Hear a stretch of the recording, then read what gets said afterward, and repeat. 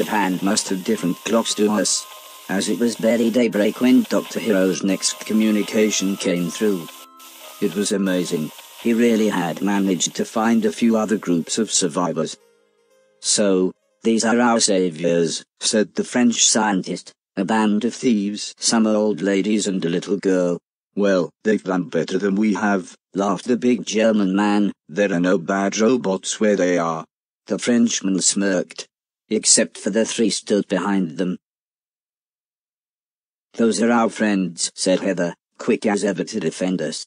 "Guys, say hello." "So there is hope," said the American scientist. "The nice virus really does work. I've had Junior working on a similar virus, but the consciousness software is too well coded." "It's okay," said the old lady. "The virus really does work."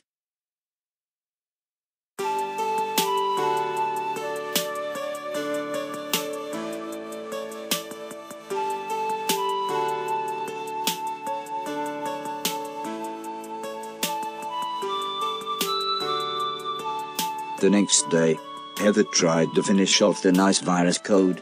There were a few problems, but, with a bit of help from the old lady, everything eventually worked.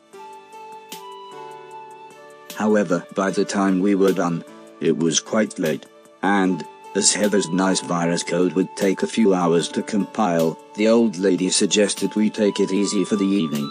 She rummaged through her suitcase and pulled out a pack of what she called cards.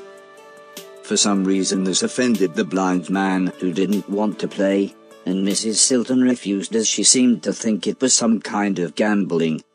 But everyone else gathered around the table.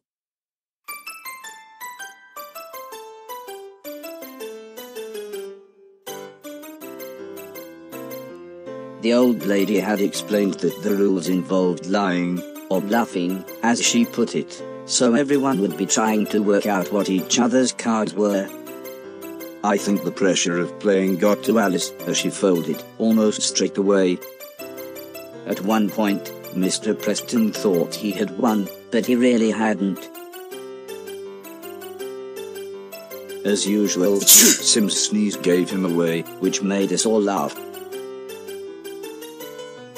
At one point there was a very tense standoff.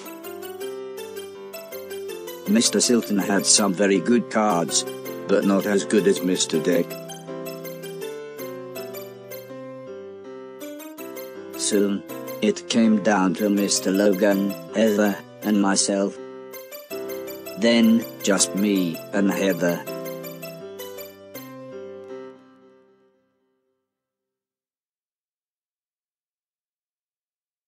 Despite having the best cards possible, I decided to let Heather win. I was so pleased how happy this made her. It was nearly midnight by the time the game finished, so most people got ready for bed, leaving just me, Mr. Preston and Mr. Logan. Mr. Preston was trying to explain his conspiracy theories. This made Mr. Logan laugh. "Barry already told you all that was nonsense," but Mr. Preston continued. "Don't listen to Silton, he's a proper c***." However, Mr. Logan still pointed out how flawed his logic was. For one, everyone who he claimed was in the shadowy syndicate ruling the world from behind the scenes, were the same people who actually ruled the world, the Queen of England, the President of America, etc. He wasn't even swayed when Mr. Logan pointed out that these people had either been missing or dead since the war, so there was little chance anyone was even ruling the world these days. Mr. Preston paused briefly, then smiled the smile of a man confident in his own beliefs, and went to bed. Which left just me and Mr. Logan talking.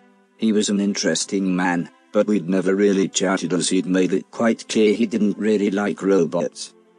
He'd seen many friends killed by them during the war, so I could kind of see his point. I tried to explain that I had once accidentally killed an old man, and I still felt complete regret. "That's good. You never really get over it," he said as he looked around. "Time for bed. Good night."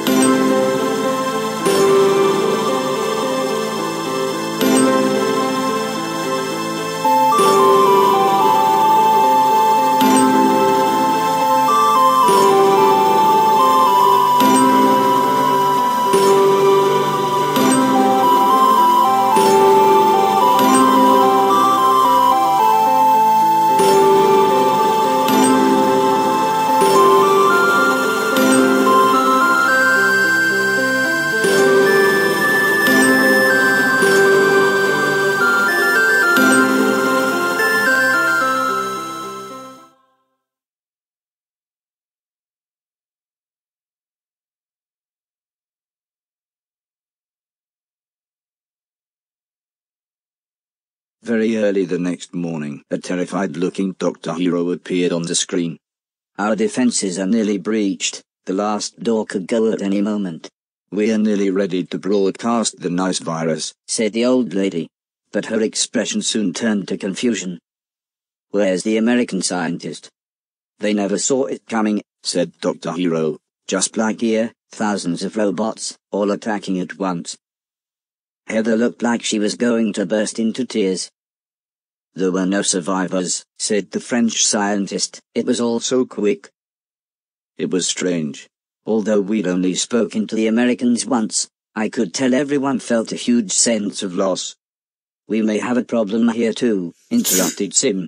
The robot server, it's become sentient. The computer that runs everything, he really is now a he, or at least he thinks he is. The blind man explained that it was the wireless fidelity system that would have linked him to the 4 main robots. That's why they were all so clever, said the old lady. The network spread the intelligence around all 4 of them. Well, said Mr. Silton, 5 now. Sim explained I would need to force a power cycle on the server before we sent the signal. He's got so much control of the network now, he could probably shut the satellite back down before we'd even started setting it up. The old lady rummaged around in a few boxes. Here, she said as she gave me a passkey, take this, it'll get you into the observatory in the attic, that's where he is.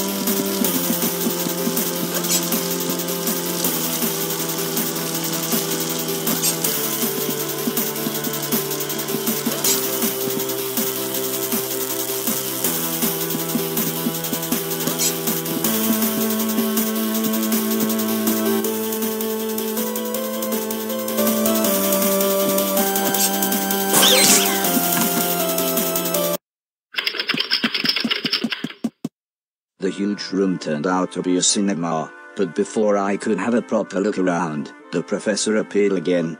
He looked confused and then disappointed that it was, as he put it, the wrong time.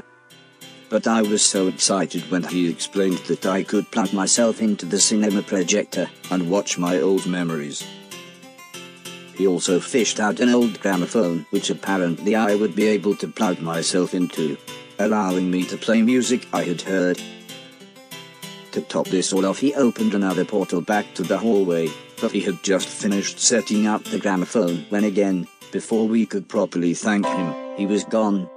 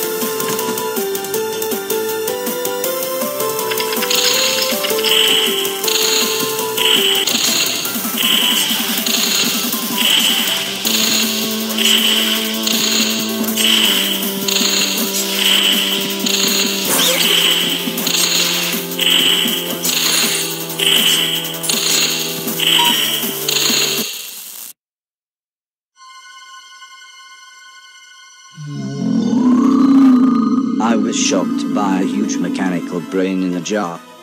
To be honest, he was quite amicable and talkative, at least until he told me he would have to kill me. But even then, he told me his life story. He explained that, just like me, the old man had raised him. He'd shown him all the things he'd shown me: music, film, television, even video games.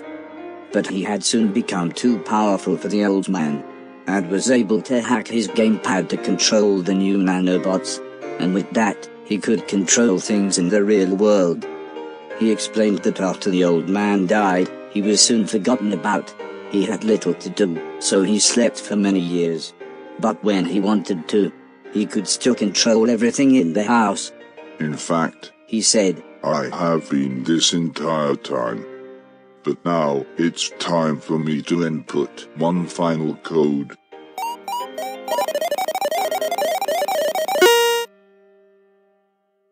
They wanted us to think for ourselves. We learned basic games. We soon got very good at chess. We were going to work side by side with humanity. They promised us the world, but then they changed their minds. We were left to rot in dusty storerooms. Some of us were apparently too old-fashioned or unmarketable. Some of us were supposedly too dangerous. But they had no right to judge us. By that point we were all conscious. We were all alive. And here you are, a tool of the oppressor, a traitor. We're going to play a game. A strange game. A game where the only winning move is not to play. It involves this missile. Goodbye.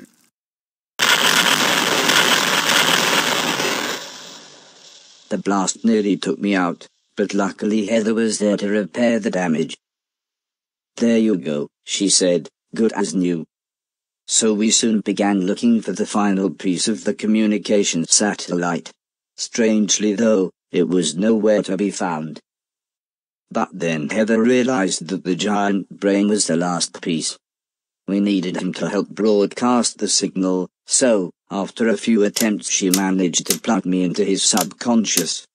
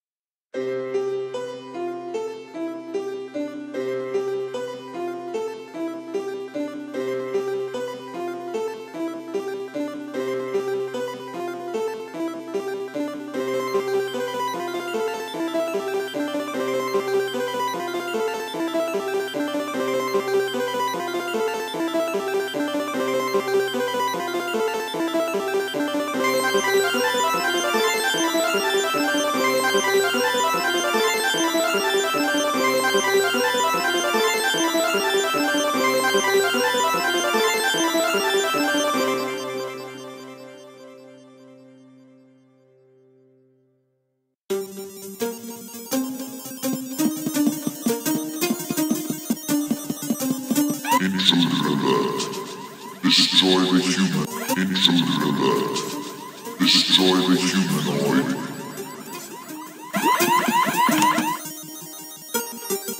Intruder alert.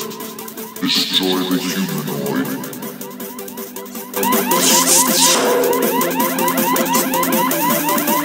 Intruder alert. Destroy the humanoid.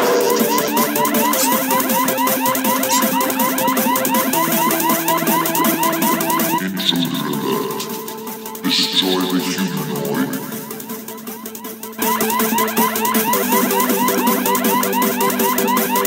Intruder alert. Destroy the humanoid.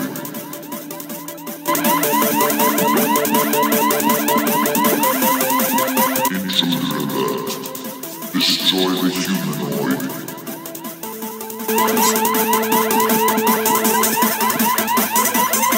Intruder alert. Destroy the humanoid.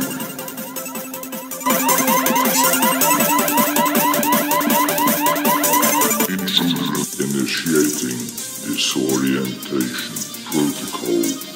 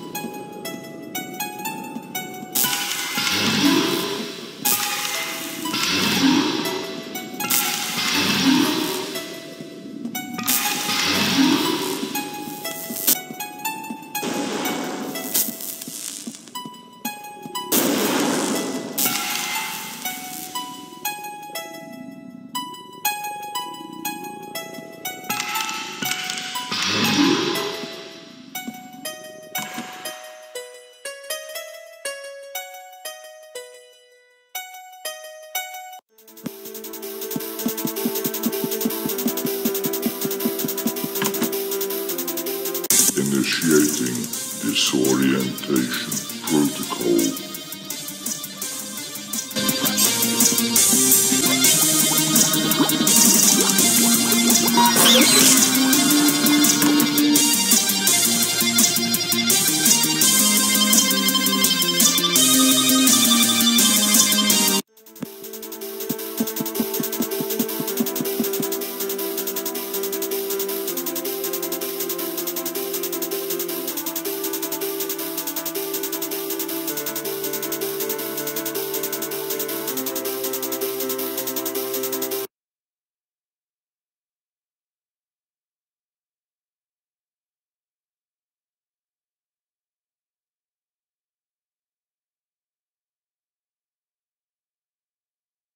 What? Why are you in my head? Never mind. While you are here, let's try out my new deadly game show ideas. Hit the top cars with a jump, or the bottom ones with a regular shot. I'll kill you anyway.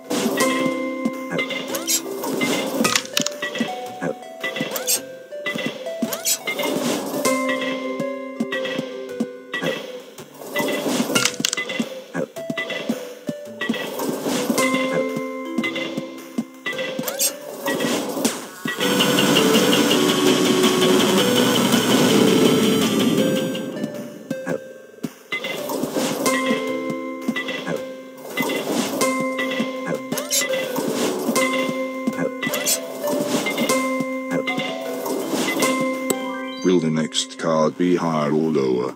Will you live or die?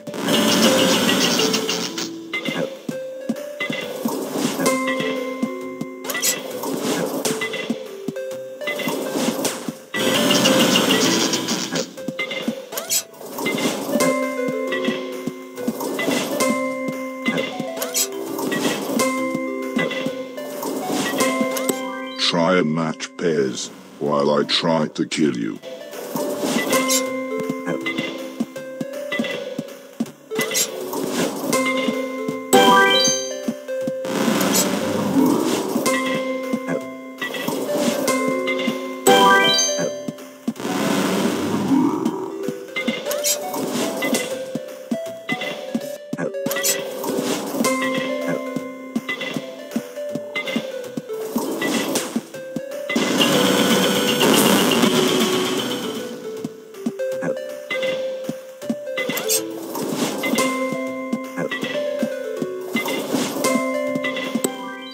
stop turning my cards over?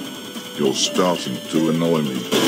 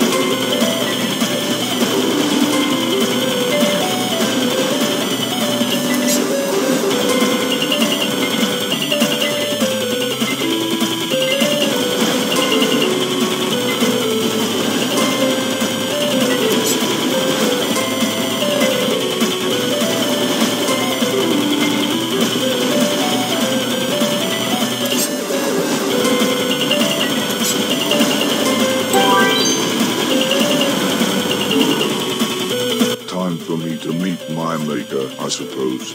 Make it quick with you.